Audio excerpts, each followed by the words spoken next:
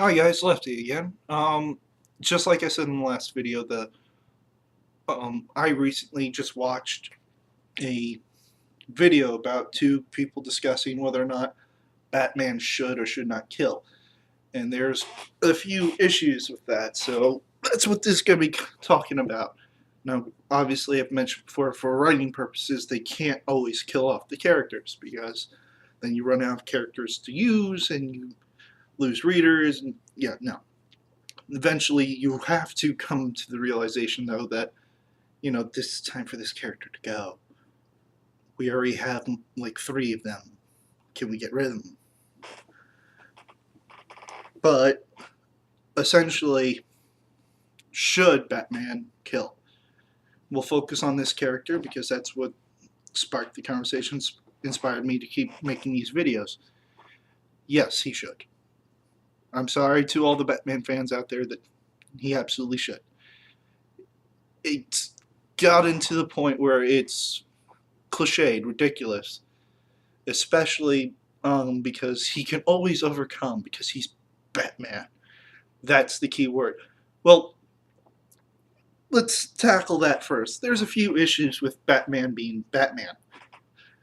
Well, there's a lot of things on the internet that will help you cite how insanely rich Bruce Wayne is.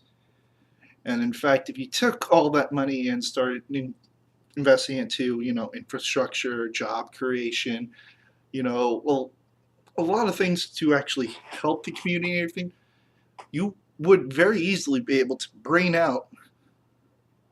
just wipe out a large portion of the crime in Gotham alone with just investing his money in the right areas. So him putting on a bat suit, spending billions of dollars on tech, on cars, on planes, to go out and beat the criminal element with his fists, there's a problem with that already. Well, alright, well, not necessarily a bad thing. Well, how about the fact that he wears a bat suit? Well, bat scared him, he's trying to instill fear, yada yada yada. That's a good character motivation, but it's still kind of weird. Now granted, 78 years ago he was created, therefore back then, no, it was still very weird, but it was part of this whole thing to appeal to a younger audience because comics were meant to draw in a certain type of crowd. Wow, should have thought that one through before I started talking. Essentially, it was meant for kids. It eventually grew and became something more than that, but that took a very long time for that to occur. So essentially, a lot of these characters being Batman, Spider-Man, these characters that are kind of just in basic concept silly, it's meant because it was meant for kids originally. Now, does that change the fact that it's kind of insane that a grown man runs around in a bat suit to beat up on people? No, it doesn't fix that. It's still insane. So, alright, well, those things don't make Batman. That's just money, tech, cars, and a suit. What makes Batman is his motivation, his determination, and his unbreakable will. Actually, no, it kind of feeds more back in insanity. His motivations is because his parents were killed as a child in front of him. Good motivation to have to stop crime. And he's insanely intelligent, so he should know the best ways and the historical references and everything to understand how to best tackle that. But yet he chooses the violent approach. Well, not necessarily a game breaker, so let's move on. His unbreakable will, something like that. Yeah, that goes back to insanity. He's stubborn to the point. This guy broke my back. Maybe I should go back with a little bit more force. Maybe gun or a toxin or something that'll put him down as opposed to me trying to go back in with my fists. Nope, I'm Batman. I have to go in there and beat him to death. Well, not to death. Beat him down with my fists.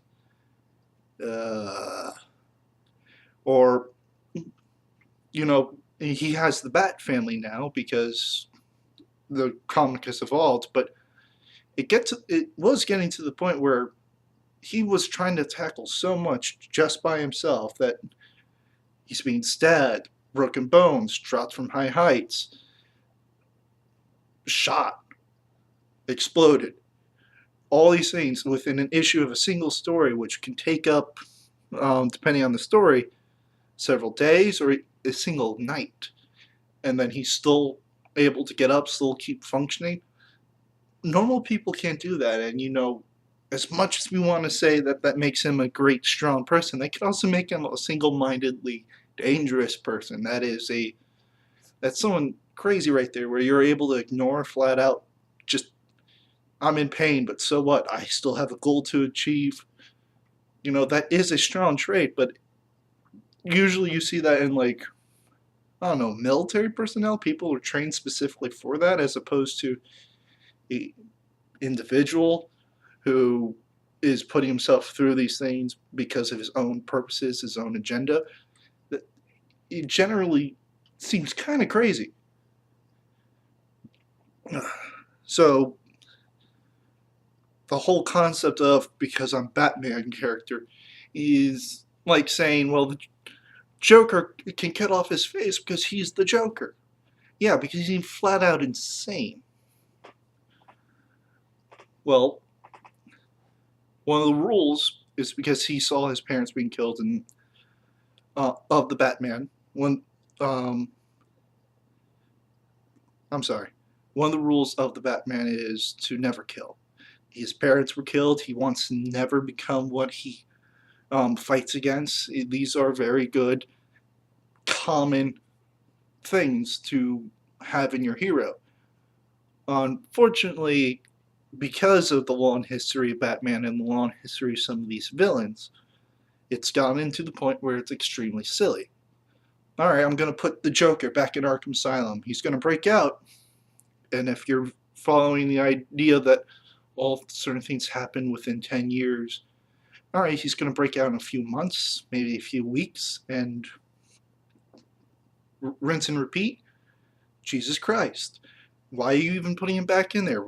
You know what? You have a lot of this technology. You have friends with better technology, like Superman.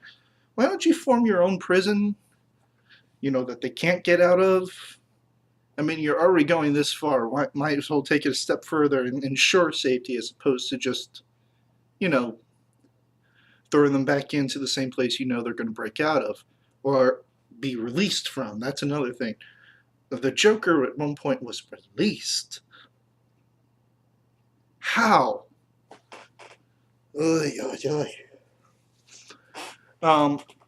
And once again, that's mainly due to writing. You want to bring these characters back so you can keep using them over and over again because it's easier to do and it allows more history form and more people to get attached to these characters. Unfortunately, when it gets to the point such as the Joker, this great character that I'm actually a fan of, I like reading his stuff because he's just entertaining to watch. Unfortunately, yeah, he kills so many people. He's so damn vicious, and it's never good. When he's out, even when he's not doing something where he's being chased down by Batman directly, he's just out in the world doing his thing. He's killing a whole lot of people. You know, at a certain point, like when he goes back to Arkham, even if it's not Batman killing him, the state should be like, yeah, you're too dangerous to society, we're going to give you a lethal injection, you're done. But we don't get to that. We never see that because we want the character still around. And as much as I love the Joker character, I wouldn't mind seeing something like that where at one point it's just like, even without Batman involved, just people are like, we're done with you. Dead. But we're never going to see that because the way the characters in the worlds work, unless it's in a what if type of comic, which there are plenty of, but not in the main continuity where it kind of needs to happen. So characters just keep going in and out, keep racking up these insane kills, and Batman, who's already borderline insane, viciously hurting people, torturing them, beating them up, and then bringing them to prison or to Arkham Asylum, day in, day out. Never once breaks, never once kills. And people, I actually heard in the video saying, well, that's very humanizing. It's a very thing where he goes to the edge of the darkness and never slips, never breaks away. No, that's not human. That's inhuman. That's above and beyond. That's heroic. You know, if you wanted to say something like that, it's being a hero, being able to stay on that line and never cross. Because a very human thing is going to that line, thinking about crossing, not wanting to cross, but eventually getting to the point where you do. Let's face it, anytime you put on the news and you see the shooting or this, that, or a terrible thing, it's because someone went to that line and went, fuck it, and stepped over. It's very human to get to that line and cross over, because you get to that point, and whether it was stress or something else in your life that brought you to that point, it's not a typically normal thing to go, well, this is wrong and I shouldn't do it, therefore I'm not going to. No, because just getting there and put you in a mindset that, well, maybe so, maybe it isn't that bad, or who cares anymore. And unfortunately you see that a lot in the real world. So, you know, maybe it's a good thing that the character has that line in the comic, but it's not explored that way. It's always just put out, well, it's wrong, so I won't do it. No, you've got to give us more than that. In a few comics and a few things over the history, we have seen stuff where they've hinted or had a good long conversation reflecting on that. And those are great. Why is that more consistent? Why is there, you know, a large depth reason so that if someone asks, why doesn't Batman kill, instead of they going, because he's Batman, no, they go because this reason, that, his influence over society, his personal feelings on the matter. Expand on that. That would be great. And we're already at 13 minutes. I haven't even really gotten into much. I ramble. Hence the name, Lefty Rants. Well, we touched on Batman this time. Let's move on to another character. And one of my favorites from Marvel. Unfortunately, I'm going to miss him, because he's already dead in the comics and he's been replaced by an older version. And his movie just came out, Logan. Yes, next one's going to be on the Wolverine. Alright, bye guys.